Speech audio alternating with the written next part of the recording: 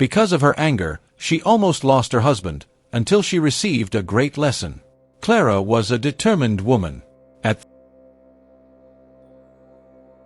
success in her town.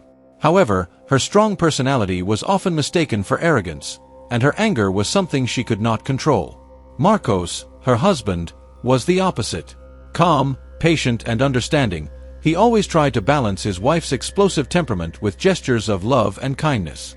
One day, while Clara was working on a dress for an important client, Marcos entered the room with a smile on his face and a small package in his hands.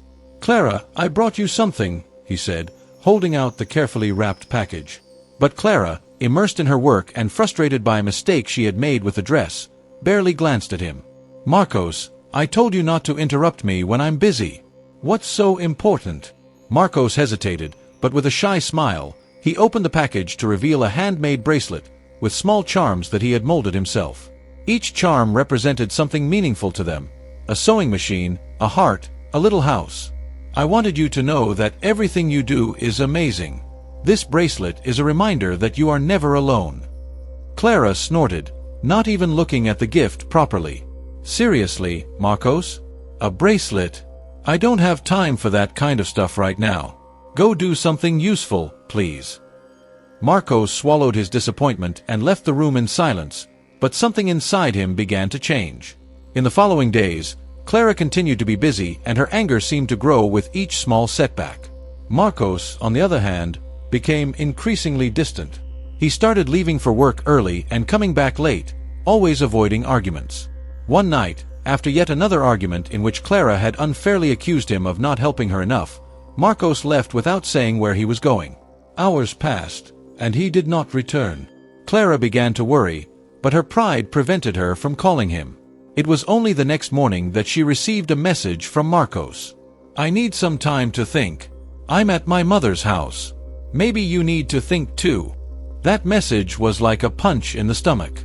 Clara realized, for the first time, that her anger was pushing away the person who loved her most.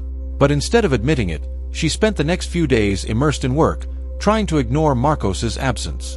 The following week, Clara went to the supermarket and, while choosing fruit, she met Dona Elisa, an older neighbor who always had wise words. "Honey, how is Marcos? I haven't seen him around here for a while," the lady asked, with a worried look. Clara tried to change the subject, but ended up venting. She talked about the arguments, the distance, and how he was now at his mother's house. Dona Elisa, with her sweet way, held Clara's hand. "My daughter, do you know what happens when we hold a hot ember of anger? It burns us more than it burns the person we want to hurt. Think about it." Those words echoed in Clara's mind. She returned home and began to reflect on all the times she had hurt Marcos with her impulsive words and actions. For the first time, she felt a huge weight on her chest.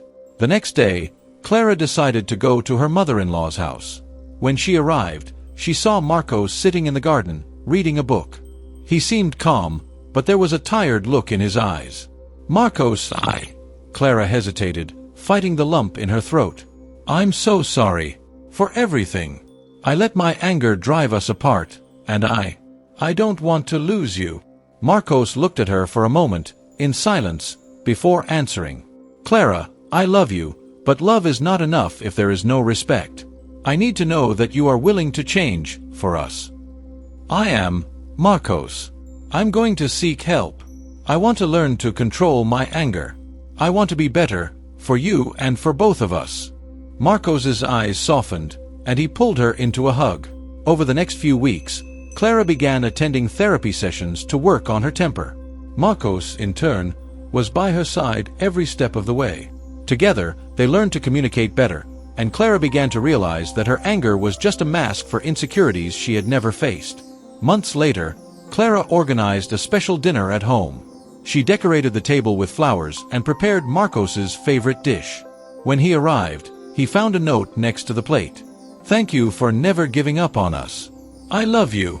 That dinner was the beginning of a new phase for the couple. Clara not only became a calmer person, but also a more loving and understanding partner. They learned that true love is built every day, with patience, forgiveness, and the willingness to grow together. Have you ever stopped to think about how your actions can impact those you love? Like, share and subscribe to the channel for more moving stories. Leave a comment and let us know how this story touched you. Red Heart.